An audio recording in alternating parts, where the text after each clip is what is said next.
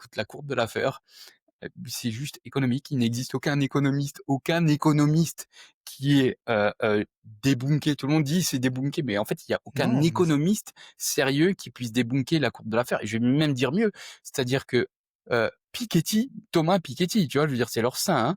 Hein. Thomas Piketty, il a fait des études dans lesquelles il calcule l'optimal du haut de la courbe de Laffer, en fait. C'est-à-dire qu'il y a des ouais, papiers publiés de Piketty dans lesquels il calcule le point haut de la courbe de Laffer. Donc écoutez, à un moment donné, arrêtez les conneries, les mecs, tu vois. Et pire que ça, c'est qu'ils exploitent l'effet Laffer pour leur propre politique. C'est-à-dire que le malus écologique, le malus automobile, par exemple, tu vois, mmh, euh, euh, typiquement, c'est on élève le prix des voitures pour qu'il y ait moins d'achats de voitures thermiques.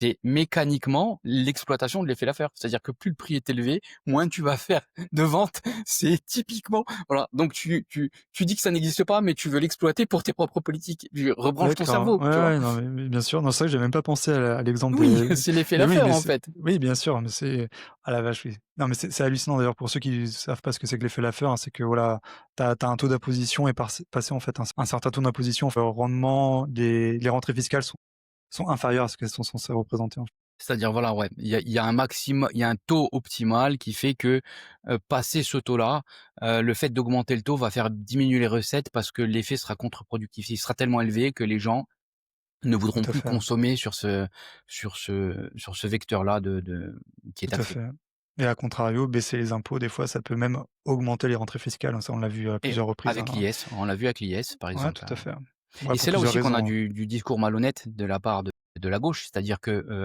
et là, on a un très bel exemple. C'est-à-dire que, quand Macron diminue l'IS, qui était le plus élevé du monde, hein, de 33 1/3, à 25. L'opposition calcule un manque à gagner. C'est-à-dire qu'ils prennent les recettes d'IS de l'année dernière et disent: «Voilà, c'était des recettes avec 33. Si on les projette avec 25, on a un manque à gagner du coup de», je te dis une connerie, hein, j'ai un chiffre au hasard, de 20 milliards par exemple. Et là, le discours, c'est Macron a offert 20 milliards aux patrons en C'est diminuant l'impôt sur les sociétés. Or, comme on était de l'autre côté de la courbe de l'affaire, ce qui s'est passé, c'est qu'en passant de 33 de 33 un tiers à 25, les recettes d'IS ont fait plus 85. Ce qui s'est passé, c'est qu'ils disent que les recettes ont diminué, alors que factuellement, depuis 2017 à 2024, on a eu une augmentation de 320 milliards des recettes.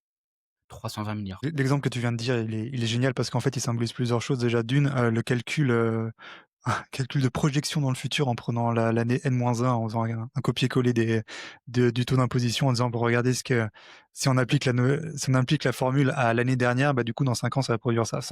Alors déjà, d'un point de vue purement honnêteté intellectuelle et mathématique, Mais parce que chez eux, c'est proportionnel, tu vois. Un manque à gagner fiscal, c'est toujours ouais, virtuel et hypothétique. tout à fait. Et alors que chez eux, dans leur tête, c'est juste mathématique. C'est-à-dire que si tu multiplies un taux par 2, la recette va se multiplier par 2. Mais non, ça marche pas comme ça, en fait. Ça marche pas Ça comme ça marche pas parce que comme ça. ça, c'est le gros problème de l'économie, bah, malheureusement post-keynésienne, hein. C'est que justement, ils ne pensent que l'économie par les maths et de manière macro, alors que du coup, ils ne voient pas parce qu'ils ne peuvent pas et ne veulent pas accepter qu'il y a des effets, qui sont invisibles et qui vont se passer, en fait et ça fait partie du jeu économique parce que l'économie, c'est un processus humain. L'individu est au centre de ce processus et l'individu, par nature, action humaine oblige, il est totalement imprévisible et tu peux pas savoir prévoir quelles conséquences aura ton action économique.